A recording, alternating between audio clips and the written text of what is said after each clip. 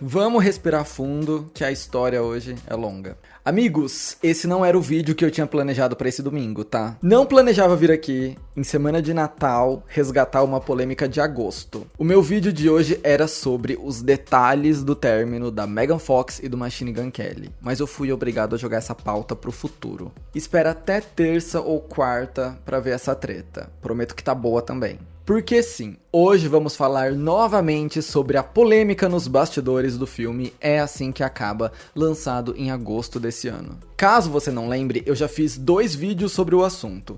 Um detalhando os rumores sobre uma suposta guerra na produção do filme, envolvendo o Justin Baldoni, que comprou os direitos da adaptação do livro com a sua empresa Wayfair e foi o diretor/protagonista do filme, e a Blake Lively, também protagonista da história e posteriormente creditada como produtora executiva do longa. O segundo vídeo foi focado no apocalipse que aconteceu na carreira da Blake depois que o filme foi lançado. Entrevistas antigas viralizaram, artigos começaram a bombar nos sites gringos, descrevendo a Blake como alguém horrível de se trabalhar, e a internet basicamente começou a pintar a loira como o top 10 piores pessoas de Hollywood. E o vídeo de hoje se conecta diretamente com aquele. A Blake Lively apresentou uma queixa na justiça contra o Justin Baldoni, a sua empresa, a Wayfair Studios, outros associados a ela e a vários membros da equipe de marketing do Justin, acusando eles de abuso sexual, falha em prevenir assédio, retaliação, planejamento de uma campanha de ódio com intenção de prejudicar a imagem dela, quebra de contrato, invasão de privacidade e dano moral e emocional. É, querida, babado, viu? E eu li tudo. Felizmente, o The New York Times disponibilizou toda essa queixa na internet. Eles chamam de complaint. Eu sou leigo no direito, eu não sei como traduzir isso para o Brasil, eu não sei qual é o nosso equivalente. Mas essa queixa é uma coisa que precede um processo, então ela ainda não está processando o Justin Baldoni, o processo é o que vem depois dessa queixa. E pode ser que o processo nem venha caso as duas partes entrem em um acordo. Enfim, esse documento está disponível na íntegra e eu já te adianto que a versão da Blake Lively pode impactar o jeito que você estava enxergando essa treta. Como já faz algum tempo, desde que a gente falou sobre essa história, eu preciso fazer uma breve recapitulação do que aconteceu. Se você quiser pular essa parte, o vídeo tá com minutagem como sempre, então vai direto para a parte que te interessa. Mas eu prefiro que você fique aqui, porque o vídeo é uma história completa. Olha, o que aconteceu foi o seguinte: quando o filme estreou em agosto desse ano, a internet começou a suspeitar que tinha alguma coisa acontecendo entre o elenco e o diretor, o Justin Baldoni, porque eles não apareciam juntos em lugar nenhum. Tanto a Blake quanto a Colleen Hoover, a autora do livro que inspirou o filme, deram unfollow no diretor e toda a promoção para esse filme foi feita por 2 frentes diferentes. O Justin Baldoni dava entrevistas falando sobre a importância do filme para discutir casos de violência doméstica. Esse é um dos temas mostrados ali. Enquanto a Blake e o resto da equipe promoviam o longa de um jeito mais leve e suave, quase que escondendo a verdadeira mensagem dele. Ela parecia tratar o tema com certo descaso. Ela parecia querer pintar esse lançamento como um novo Barbie do cinema. Como a protagonista da história, a Lily Bloom, trabalha com flores, eles promoveram o filme em floriculturas e dizendo coisas como junte suas amigas, use seu vestido floral e vá ver o filme. Era muito fora do tom, sabe? Parecia que o Justin era o único que se importava com a seriedade do assunto. E nessa época, a Blake Lively virou o tópico de conversa da internet. Coincidentemente, publicaram uma entrevista antiga com ela, de anos atrás, onde ela tinha sido bem grossa com uma jornalista. Eu falo mais sobre isso no segundo vídeo dessa série. E nas redes sociais ecoava um único coro: a Blake Lively é uma mean girl. Arrogante, metida e sem noção. E enquanto essa divergência era criada, Justin versus Blake, outras narrativas iam aparecendo nos jornais. Primeiro, a gente ficou sabendo que a Blake tinha contratado um editor para fazer o corte final do filme pelas costas do Justin Baldoni, o que pintou ela como uma mulher controladora e que queria dominar uma produção que não era dela. E depois ficamos sabendo de rumores que diziam que ela tinha se sentido desconfortável durante as gravações com alguns comentários impróprios que o Justin teria feito.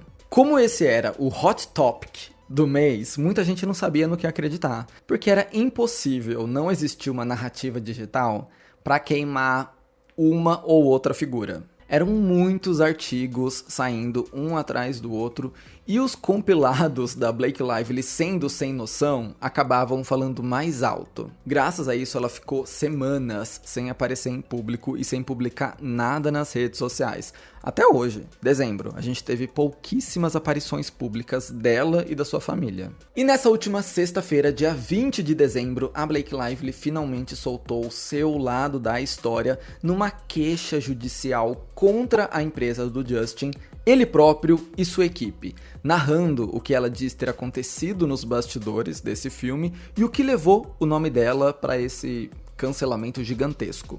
A notícia foi divulgada pelo TMZ e depois por outros portais maiores, mas foi o The New York Times que publicou o documento completo com provas e mais provas do plano que foi orquestrado contra a atriz. Em um comunicado à imprensa sobre essa queixa, ela disse o seguinte: "Espero que minha ação legal ajude a levantar o véu sobre essas táticas sinistras de retaliação para prejudicar pessoas que falam sobre condutas impróprias e ajude a proteger outras que possam ser alvo disso." Eu refleti muito sobre como eu ia contar toda a história para vocês, porque essa queixa tem uma estrutura meio confusa. Ela fala das acusações, depois ela mostra as provas, depois ela volta para dizer o que aconteceu nas gravações, é meio fora de ordem. Eu decidi te explicar em ordem cronológica, porque acho que fica mais fácil de entender o que aconteceu uma coisa depois da outra. E lembrando aquilo que eu sempre digo, não vamos botar a mão no fogo por ninguém. Não vamos botar a mão no fogo por gente que a gente não conhece. Eu vou te contar toda a história, tudo que tá nesse documento, mas no final do dia, só você sabe o que você tá pensando. De acordo com a Blake Lively, os problemas começaram algumas semanas antes da produção pro filme começar, ainda no início de 2023. E, gente, as datas são muito importantes nessa história, tá?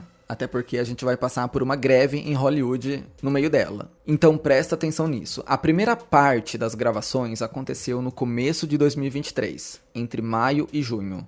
Aí veio a greve, eles ficaram um tempão longe, voltaram a gravar só em janeiro de 2024. Muito do que eu vou te dizer aqui aconteceu nessa primeira parte, ali no primeiro semestre de 2023, antes da greve. A Blake lista que, embora ela tenha sido muito objetificada pelo Justin Baldoni, como a gente vai ver mais pra frente, ela também era constantemente humilhada pela sua aparência e pelo seu peso. Semanas antes das gravações começarem, o Justin teria ligado para o personal trainer da Blake e teria pedido para que ele desse uma rotina que emagrecesse ela, porque ele queria que ela estivesse mais magra para o filme. A Blake tinha acabado de dar à luz e achou esse comentário bem ofensivo. Ainda mais porque a desculpa do Justin é que ele estava preocupado com uma cena em que teria que levantar ela nos braços, mas essa cena não existia no roteiro. Então para ela foi uma humilhação gratuita ele ter planejado algo pelas suas costas pra ela emagrecer. Mas, gente, essa é a acusação mais leve, tá? Eu só tô começando por ela porque ela vem antes da produção, nas semanas que antecederam tudo. Quando as gravações tiveram início, o negócio só piorou. A Blake conta que o set não era um ambiente confortável para as mulheres da equipe, principalmente por conta do comportamento do Justin e do outro dono da Wayfair Studios, o Jamie Heath. Guardem esse nome. Ele e o Justin são os donos da Wayfair Studios, que produziu É Assim Que Acaba. Eles são os donos da produtora do filme. Então, pra quem você reclama deles, sabe? Eles já estão no cargo mais alto. Enfim, segundo a Blake, no primeiro dia de trabalho, ela já teria notado alguns red flags na equipe. Ela disse que os dois, o Justin e o Jamie, ficavam compartilhando histórias sexuais e deixando todo mundo desconfortável. Eles contaram uma história de quando o Justin saía com uma menina, mas aí ele perdeu o interesse nela e passou ela pro Jamie. E aí, basicamente dividindo histórias sobre como eles passavam mulheres um pro outro. E isso deixou a Blake meio desconfiada, de que tinha uma dinâmica meio estranha acontecendo entre os dois. Ela também conta que o Justin Baldoni frequentemente falava sobre o seu antigo vício em pornografia, e ele referenciava isso pra Blake o tempo todo, no ponto que a Blake precisou chamar o Justin Baldoni de lado e pedir pra ele parar de falar sobre pornografia com ela, porque ela nunca tinha assistido a nada e esse assunto deixava ela desconfortável. Depois, no set, na frente de toda a equipe de trabalho, ele voltou a falar sobre pornografia e disse: inclusive, vocês sabiam que a Blake nunca assistiu nada? Na frente de todos, o que ela achou extremamente constrangedor, já que ela só contou isso pra ele, em particular, pra pedir pra ele parar de falar sobre isso. Não era pra continuar, muito menos pra expor ela. E esse clima de tensão não ficava só nos bastidores, ia pras páginas de roteiro também, de acordo com essa queixa. A Blake diz no documento que quando ela assinou contrato para fazer parte do filme, existia um rascunho do roteiro, um projeto inicial. E ela topou o trabalho graças a esse roteiro. Mas antes das gravações começarem, o Justin teria adicionado várias cenas de relações íntimas e de nudez. Cenas essas que não estavam no roteiro que a Blake concordou em gravar. Uma dessas cenas incluía um close no rosto dela enquanto a sua personagem, a Lily Bloom, alcançava um orgasmo. A Blake pediu para essa cena não ser gravada porque não era o combinado e ela não se sentiu confortável com isso. O Justin aceitou o pedido dela, retirou a cena e disse que só tinha colocado essa parte nova porque ele queria mostrar o prazer pelo olhar feminino. Mas ele insistiu em manter uma outra cena, uma cena em que o casal chega num orgasmo juntos na lua de mel. Ele disse que essa cena era muito importante pra ele porque quando um casal chega no clímax juntos, é o ápice, é perfeito. E aí ele perguntou pra Blake se ela e o Ryan Reynolds chegavam no clímax juntos também. Ela desviou da pergunta porque achou o Justin muito invasivo. Olha, nessa queixa judicial, a Blake Lively cita muitos outros eventos que aconteceram nas primeiras semanas de gravação.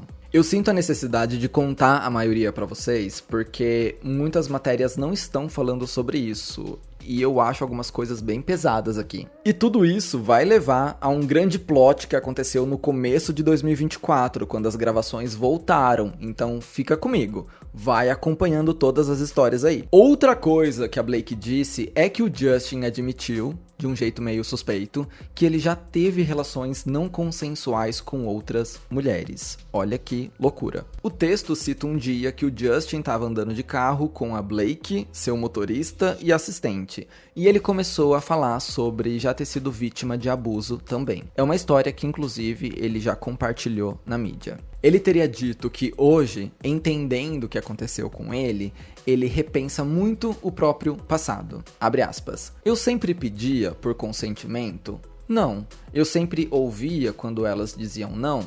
Não. Basicamente dizendo que hoje ele olha pra trás e é capaz de aprender muita coisa. Mas pra Blake, isso soou praticamente como uma confissão de crime. Tanto é que ela conta nessa queixa que quando o Justin saiu do carro, o motorista virou pra ela e falou: nossa, me lembra de nunca deixar você sozinha com esse cara. Então existia esse medo em volta da figura do Justin, por essa série de comentários que ele fazia. Tudo isso de acordo com o texto, ok? Eu não estava lá, eu não vi nada disso, pelo amor de Deus. Eu estou te dizendo o que estava escrito nas 70 páginas que eu li. Enfim, no processo... Gente, é mania de falar, tá? Não é um processo ainda, mas, enfim, só pra não ficar repetindo queixa o tempo todo.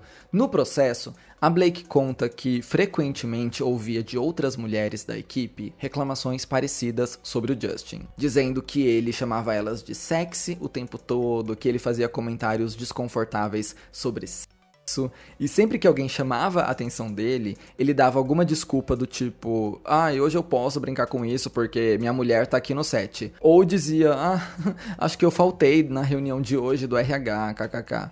E coisas assim. Ele sempre dava alguma piadinha pra escapar de ser cobrado a atenção. Mais uma vez, vamos reforçar que ele é protagonista, diretor, produtor, dono da empresa produtora. É difícil você procurar uma autoridade quando ele é a maior autoridade do set. Além disso, como eu te disse, a aparência da Blake Lively era um ponto de discussão muito forte. Ela conta que num dos primeiros dias de trabalho, a equipe se atrasou horas e horas para começar a gravar, porque o Justin estava numa reunião no trailer da Blake, reclamando que vazaram fotos do set e a internet estava chamando a Blake de feia e de brega, e que isso não era certo porque ela precisava estar mais bonita, mais arrumada para o público ter mais interesse no filme. E ela precisou dizer: mas Justin, nessa cena que eu tava gravando, a minha personagem tinha acabado de passar por um episódio de violência. Não era uma cena em que eu tinha que estar bonita, sexy, bem arrumada, era uma cena em que eu precisava estar realista com a situação. Essas são algumas coisas que ela teria ouvido do Justin. Agora eu vou te contar o que ele levou pra frente das câmeras. A loira conta na queixa judicial que a Wayfair Studios não providenciou nenhum profissional responsável por acompanhar as cenas de intimidade. Pra quem não sabe, pelas diretrizes do sindicato de atores, os sets precisam ter um coordenador de intimidade para monitorar essas gravações e para se certificar de que nenhum abuso está acontecendo ali. Ele pode acompanhar a coreografia nas cenas de sexo, porque sim, tem coreografia, é ficção. Ele pode acompanhar a coreografia dos beijos, do toque, tudo para ser feito da maneira mais responsável possível. E a Wayfair Studios, a empresa que produziu o filme, a empresa do Justin Baldoni, não ofereceu nenhum profissional assim. Então, nessas primeiras gravações de 2023, a gente ainda tá na primeira parte, antes da greve, tudo foi feito sem supervisão. E a Blake conta que isso foi muito prejudicial para ela, porque houve uma cena, por exemplo, em que o Justin Baldoni improvisou um beijo mais longo que o normal, e ainda mordeu e chupou o lábio dela, coisa que não estava no roteiro. Além disso, ele, como diretor, teria pedido para a cena ser regravada várias vezes, coisa que ela achou muito desnecessária. Outro incidente aconteceu durante a gravação de uma cena de dança, em que os dois atores não estavam microfonados. Então, era uma cena sem áudio, só para mostrar o personagem do Justin e a personagem da Blake dançando, rindo, conversando. A Blake conta no texto que durante a gravação, o Justin começou a falar com ela, não como o seu personagem, mas como o Justin mesmo. E como não tinha áudio na gravação, ele podia falar qualquer coisa, só tava filmando eles dançando. Então eles foram ali, interagindo fora do personagem, com o Justin conversando enquanto Justin e dizendo coisas desconfortáveis no pé do ouvido da Blake, elogiando o perfume dela, dizendo que ela tava muito cheirosa hoje. Ela disse que ficou super desconfortável porque ele tava fora do personagem, se aproveitando de uma cena com ela. Complicado, né? E só pra te dar um spoiler aqui, tem uma cena que a personagem da Blake dá luz a uma criança. O Justin e o Jamie insistiram pra Blake gravar essa cena completamente nua, porque é assim que mulheres dão à luz. O Jamie até falou que algumas mulheres rasgam a própria camisola hospitalar no parto e tal. E ela bateu o pé que essa nudez não estava no roteiro e ela não concordava em fazer. Ela ia gravar com a roupa mesmo. Até que eles convenceram ela a gravar seminua, assim, do peito pra baixo, entendeu? Só com aquela peça protegendo a parte íntima. Essa foi uma cena muito vulnerável para ela gravar e ela conta que, normalmente, um coordenador de intimidade garante que o set seja um ambiente mais contido, só com as pessoas necessárias. Ele garante que os monitores estejam desligados para que o estúdio inteiro não veja você com as pernas arreganhadas ali, mas nada disso foi feito. O set estava cheio de pessoas, todos os monitores ligados, todo mundo vendo a Blake numa situação desconfortável e mais. O Justin Baldoni teria chegado pra ela e dito: então, eu chamei meu melhor amigo pra interpretar o ginecologista, tá? Ela ficou abismada, porque esse tipo de figuração normalmente é feita por um ator local. Mas não, o Justin chamou um amigo pessoal para uma cena em que o ator ficava com as mãos e o rosto perto da virilha e da região íntima da Blake Lively, e ela achou isso um absurdo.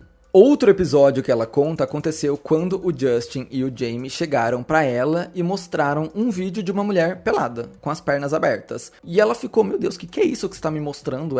Fia, que é isso? E o Jamie disse: não, é minha mulher dando à luz. Eu quis mostrar pra você ver como ela ficou. E a Blake ficou indignada. A sua mulher sabe que você tá mostrando ela nua pros seus colegas de trabalho?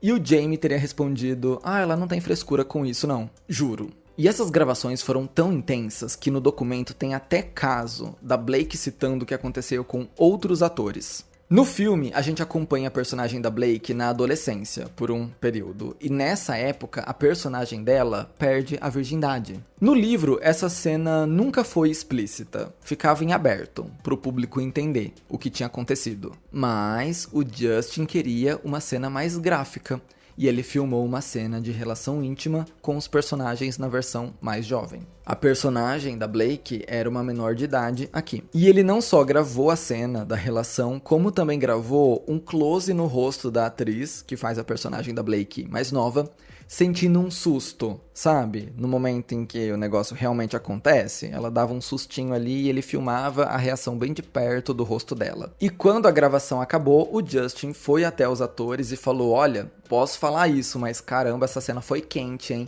Por acaso vocês andaram ensaiando? Fora das câmeras? Brincando que tinha rolado algo entre os atores. A Blake conta na queixa judicial que quando ela soube disso, ela ficou revoltada. E essa é uma das razões para ela ter contratado o próprio editor. Ela retirou essa cena do corte final porque achou incoerente com a produção. Vale citar aqui que a atriz que interpreta a personagem da Blake mais jovem já disse em entrevista que a Blake Lively é um anjo e cuidou dela no set. Agora a gente entende um pouco mais do que ela quis dizer com isso. Por conta desse comportamento meio problemático do Justin Baldoni, a Blake teria solicitado uma reunião com o Jamie, que era o outro responsável pela empresa. Ela queria ver alguma ação sendo tomada, alguma coisa que mudasse o comportamento do Justin.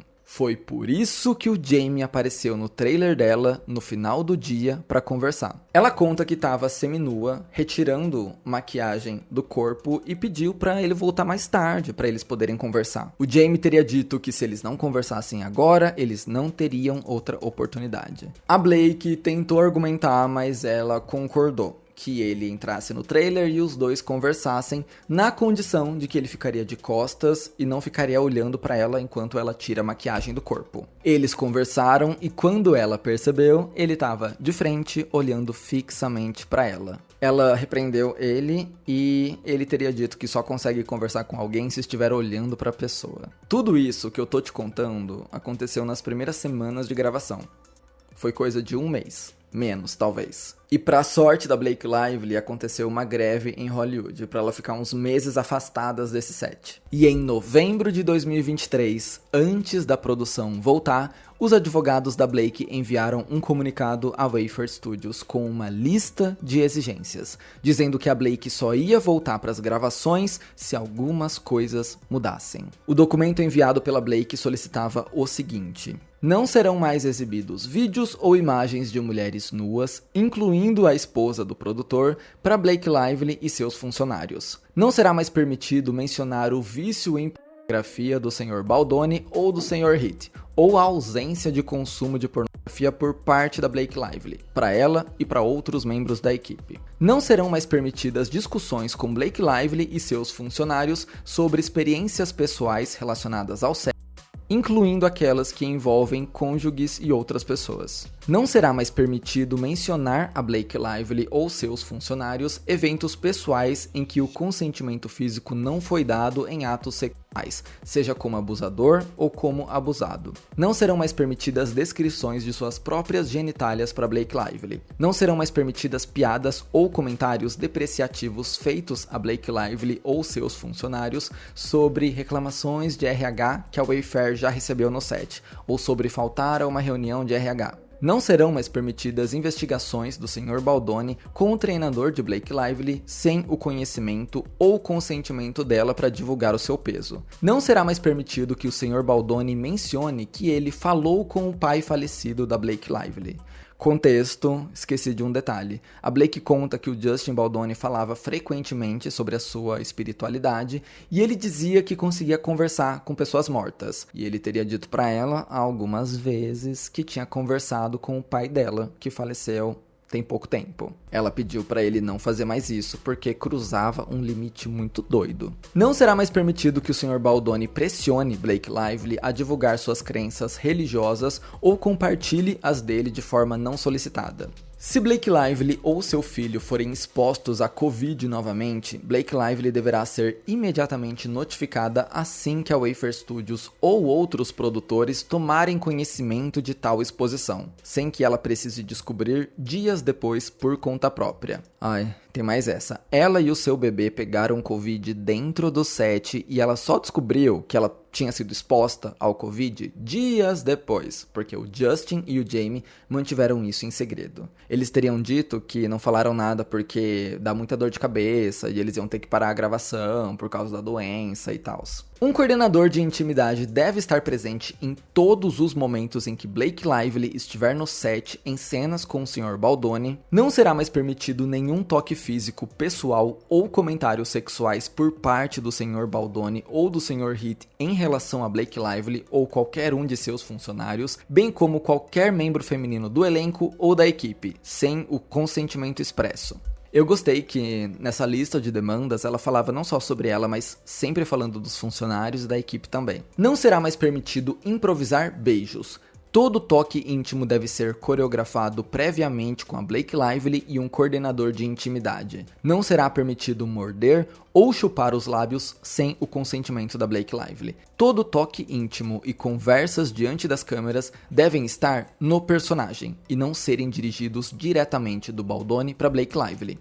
Blake Lively deve ter um representante presente no set o tempo todo com um monitor durante cenas envolvendo nudez, atividade sexual ou violência com Baldoni. Todos os atores que participarem de cenas íntimas com Blake Lively envolvendo qualquer estado de nudez ou nudez simulada devem ser classificados como atores profissionais ativos e não amigos do diretor ou dos produtores, e devem ser previamente aprovados por Blake Lively. Não será mais permitido filmar cenas de nudez de Blake Lively sem um contrato de nudez totalmente executado e em conformidade com o sindicato. Qualquer material já filmado sem esse contrato e em violação direta aos requisitos do sindicato não poderá ser usado sem o consentimento prévio e por escrito da Blake Lively ou de seus representantes legais. Qualquer cena da Blake Lively ou de outro ator interpretando a personagem Lily que envolva nudez ou sexo simulado deve ser conduzida estritamente de acordo com o contrato de nudez mencionado acima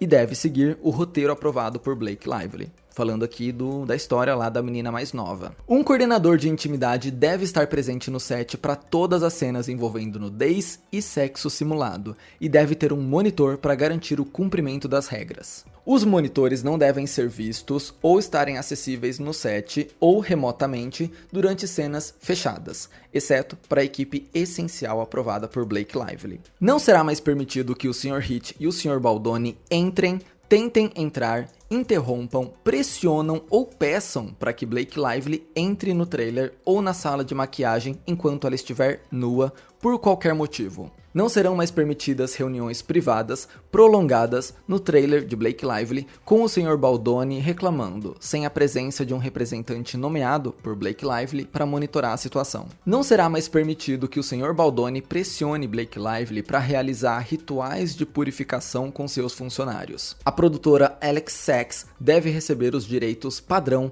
inclusão e autoridade de acordo com a sua descrição de trabalho, conforme representado a Blake Lively no momento da assinatura. A Sony deve ter um papel ativo e diário na supervisão da produção física para o restante do filme, monitorando a segurança do elenco e da equipe, o cronograma, a logística, a resolução de problemas e os aspectos criativos. Só para explicar aqui, a Sony é a distribuidora do filme, tá? Contratação de um produtor experiente para supervisionar a segurança do elenco e da equipe, o cronograma, a logística, a resolução dos problemas e aspectos criativos para o restante da produção. Contratação de uma dublê de ação de alto nível aprovada por Blake Lively para interpretar a Lily em cenas com o Sr. Baldoni envolvendo estupro ou violência. Blake Lively deve realizar apenas cenas de close ou cenas de uma lista de filmagem previamente aprovada por Blake Lively em cenas envolvendo violência com Baldoni.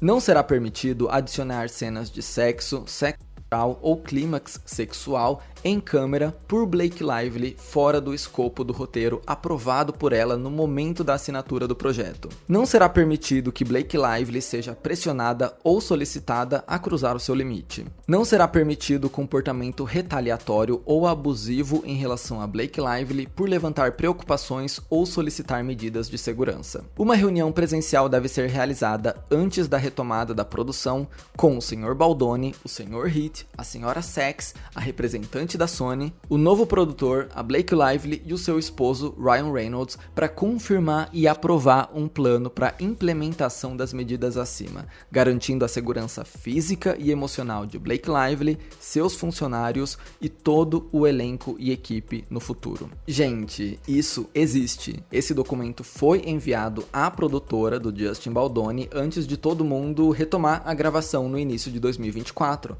Eles fizeram uma mega reunião sobre essas demandas da Blake Lively. Isso foi antes de qualquer polêmica explodir. Isso era uma coisa que estava rolando nos bastidores. A Blake conta que tinha direito a um representante com ela nessa reunião e como o assunto era muito íntimo, ela acabou escolhendo seu marido.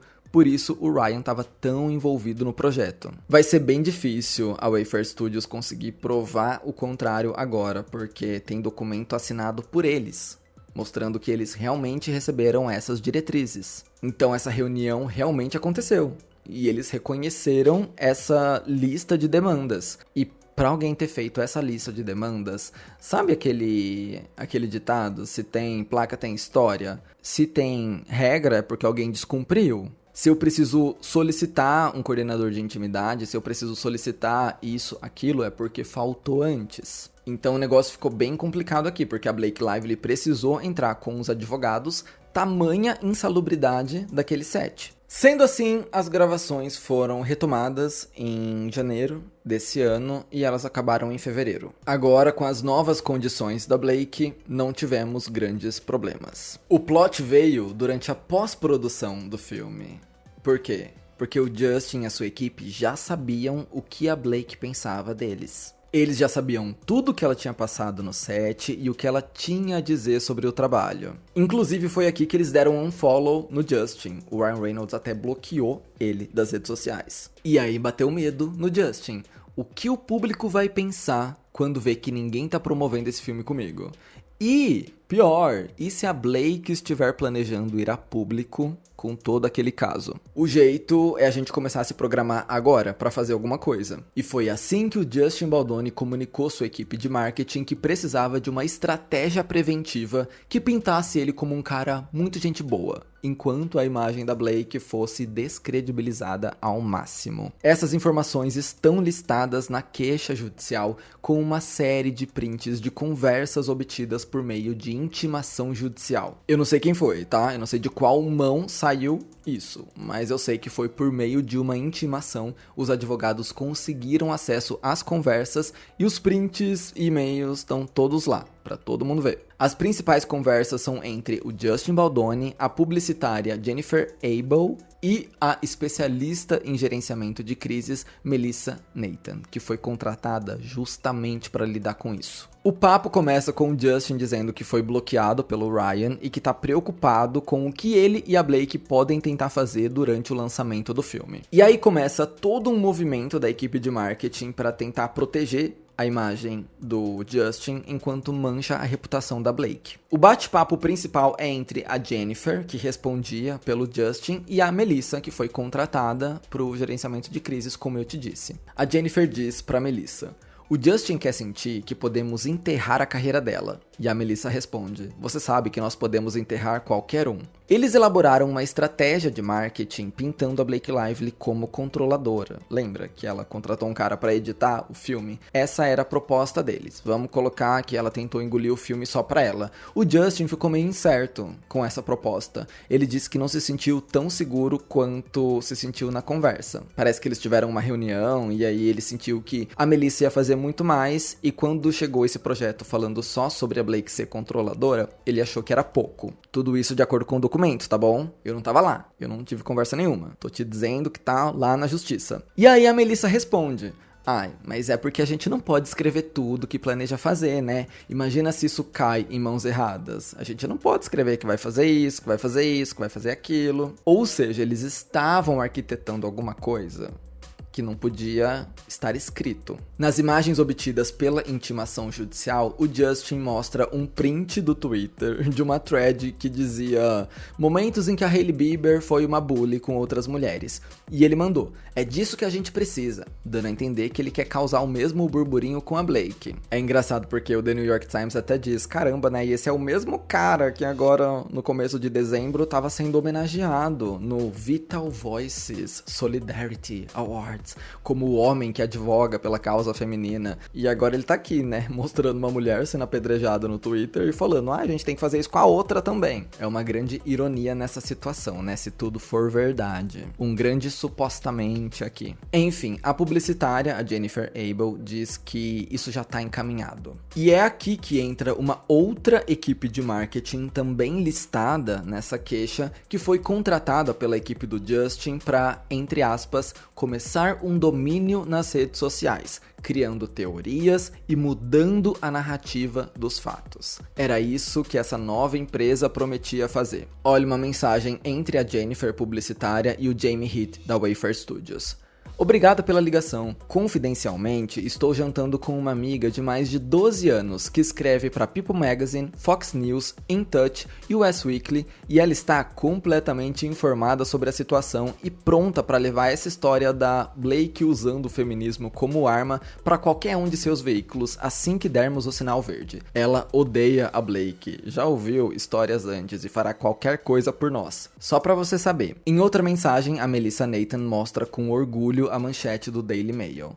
Blake Lively está prestes a ser cancelada, uma série de vídeos difíceis de assistir que surgiram após uma sessão de perguntas e respostas desastrosa para promover É Assim Que Acaba, pode manchar para sempre a imagem dourada da estrela de Hollywood. E a Jennifer Abel diz, caramba, dessa vez você se superou, hein, Melissa? E ela responde, é para isso que vocês me contrataram, né? Eu sou a melhor. Mostrando que eles plantavam essas matérias para queimar a imagem da Blake mesmo. E lembra que eu te disse que eles contrataram uma outra equipe de marketing? Ela pertence a um cara chamado Jed Wallace, que ninguém sabe direito quem é ou o que faz. Ele tem pouquíssimo histórico digital e ele trabalha de um jeito indetectável. A gente só sabe que ele trabalhou de algum jeito nessa campanha de difamação contra a Blake, porque em várias mensagens a Jennifer e a Melissa diziam coisas como mas isso foi graças ao Jed, ele arrasou, eu vou mostrar isso pro Jed, ele consegue reverter isso aí rapidão,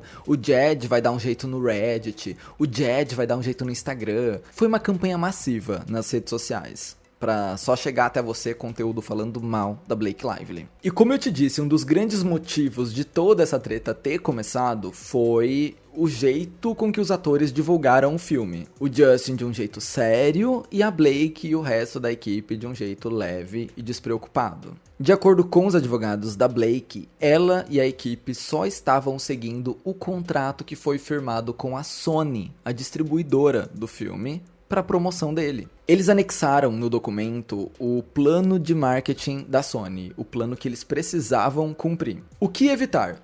Foque mais na força e na resiliência da Lily, em vez de descrever o filme como uma história sobre violência doméstica. O empoderamento não é apenas enfrentar a dificuldade, mas também é ter o poder de se superar dentro de si mesma, crescer com isso e desenvolver autonomia para mudar o futuro. Evite descrever o filme como uma história de amor e um triângulo amoroso. É a história de Lily aprendendo a assumir o controle do seu futuro. Evite falar sobre o filme de forma que ele pareça triste ou pesado. É uma história de esperança. Evite dizer que o filme representa a história de todas as mulheres. Existem muitas histórias sobre violência doméstica e esta é apenas uma perspectiva inspirada pelas experiências pessoais de Colin Hoover enquanto crescia. Segundo o texto, a Blake Lively, ao responder às perguntas de um jeito leve e descontraído, estava só cumprindo o briefing que foi dado a ela. Briefing esse que, de acordo com eles, o Justin também tinha combinado em seguir. Pouco tempo antes da estreia do filme, o Justin estava mantendo o mesmo tom que o resto do elenco, indo em evento de floricultura,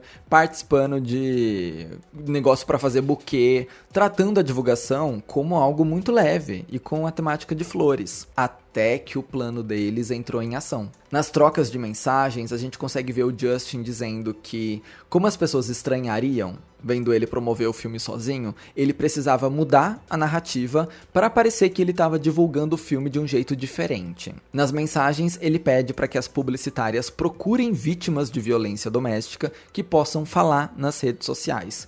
Ele pede também para que elas coletem mensagens nas DMs dele para ele postar no feed. E as publicitárias tiraram essa ideia da cabeça dele. Elas falaram que seria muito pesado compartilhar relatos assim, ou fazer um movimento tão brusco durante a divulgação do filme. Em mensagem para Jennifer, o Justin disse: "Acabei de pousar, qual é a estratégia para o TikTok? Eu gostaria que vocês começassem a postar somente falando sobre violência doméstica e clipes explicando por que esse filme é tão importante. Além disso, preciso que vocês realmente acompanhem todas as histórias em que eu sou marcado.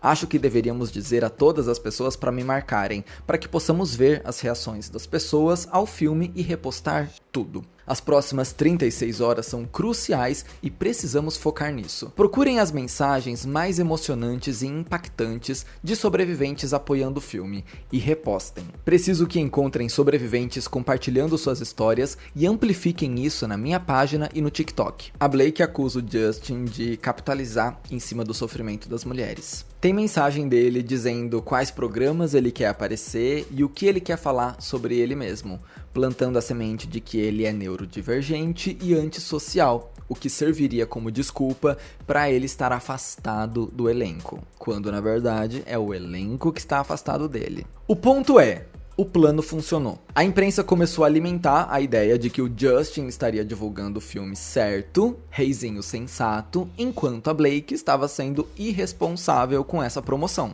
Tem mensagem das publicitárias comemorando isso também. A Melissa diz o seguinte para Jennifer: "A maioria das redes sociais está tão pró-Justin que eu nem concordo com metade delas. LOL. Ele não percebe o quão sortudo ele é. Precisamos mostrar pra ele o quão sortudo ele é." Ou seja, até elas estavam dizendo que não concordavam com metade dos elogios que o Justin estava recebendo e que ele era muito sortudo que a internet comprou o lado dele. A Melissa continuou dizendo pra Jennifer que as redes sociais estão realmente bombando. É até triste porque isso só mostra como as pessoas querem odiar as mulheres. Para finalizar, nas mensagens, eles comemoravam que a manipulação deu certo e que mesmo as notícias sobre os supostos desentendimentos no set omitiam o fato da Blake ter entrado com um documento contra assédio para continuar trabalhando. Eles celebravam que quase ninguém tinha levado a sério matérias de jornais que defendiam a Blake Lively. Assim que essa ação da Blake caiu na internet, os responsáveis legais pelo Justin Baldoni se pronunciaram, abre aspas: "A Wayfair Studios não fez nada de forma proativa nem em retaliação a Blake Lively. Essa é mais uma tentativa desesperada dela de consertar a sua reputação negativa. Essas alegações são completamente falsas,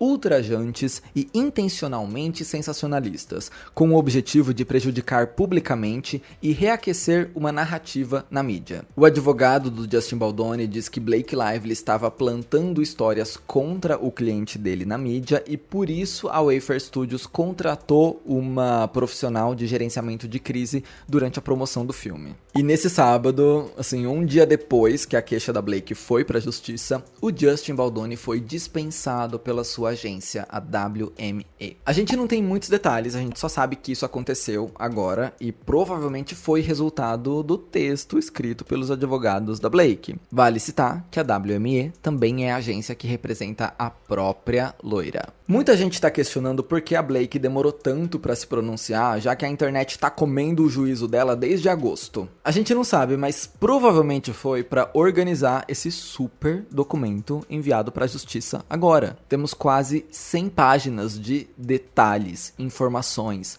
dias, horários, prints, fotos. A própria intimação para conseguir essas mensagens de texto também deve ter demorado para sair. Não sei, mas Essas coisas meio que justificam um atraso e uma espera grande em se organizar. É claro que dá pra Blake Lively ter sido vítima disso tudo e ainda assim ter sido meio sem noção na promoção do filme e ainda assim ter sido grossa em outras entrevistas. Uma coisa não anula a outra. É bem importante deixar isso claro aqui, o mundo não é preto e branco. Com certeza esse documento não inocenta a Blake Lively de tudo. Tem algumas coisas como o vídeo dela sendo arrogante com a jornalista que realmente não dá pra gente deixar passar, mesmo sabendo que existiu uma campanha de ódio. Mas também esse documento agora mostra um outro lado da história, que joga holofote em cima do Justin Baldoni e da sua equipe. Vale lembrar que uma das críticas que a Blake recebeu foi por dizer que o Ryan Reynolds tinha escrito algumas coisas do roteiro durante a greve dos roteiristas, e sobre isso ela não teve nada a dizer nesse processo. Eu sempre digo, não vamos botar a mão no fogo por ninguém, mas eu, Fefo Caires, confesso que minha mão tá aquecendo um pouquinho mais pra Blake Lively agora. Gente, o processo é muito detalhado, conta coisas que aconteceram não só com a Blake, mas com toda a equipe. Tem provas das reuniões feitas na produção, tem as diretrizes da Blake, que envolviam respeito por outros profissionais do set.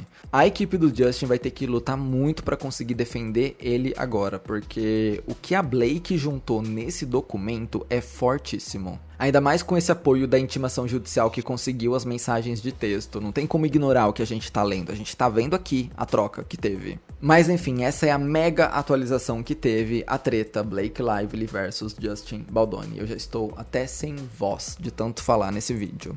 O que é que você achou disso tudo? A sua visão do caso mudou? Ou não? Comenta aí. Eu espero que você tenha gostado desse vídeo, que ele tenha te informado. Se você gostou, deixa um like, se inscreve aqui no Fefoverso, vai me seguir nas redes sociais, por favor, eu sou @FefoCaires em todos os lugares e a gente se vê no meu próximo vídeo. Belezinha? Bye bye.